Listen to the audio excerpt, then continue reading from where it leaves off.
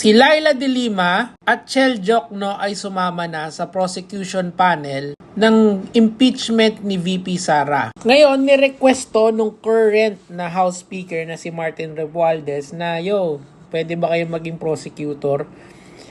Well, sabi nila, yes. Malaking bagay ito kasi the House Speaker and the prosecutor, si Laila de Lima and si Attorney Chel Jokno ay nasa magkaibang panig. May common ground lang sila that they would like VP Sara to be accountable. Ngayon, this is your time to shine again mga Gen Z.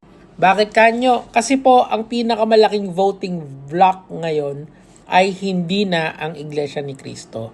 At hindi na rin yung mga matatanda sa Facebook. It's the Gen Z. Ikaw na nanonood ngayon, kayo ang biggest voting block nitong election 2025 na to. And that will roll sa 2028 kasi may mga bagong pasok na bata na magiging mga bagong botante. So, nananawagan ako sa lahat na kunyari may mga senador na sumipsip sa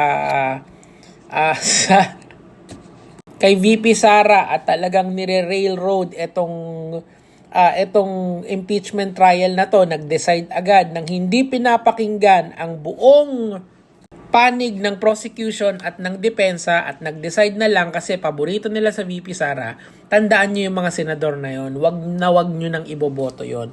Nasa sa inyo ang kapangyarihan ngayon, mga Gen Z, na ibahin ang takbo ng ating bansa. Wala na sa matatanda sa Facebook. So congratulations, tuloy ang laban.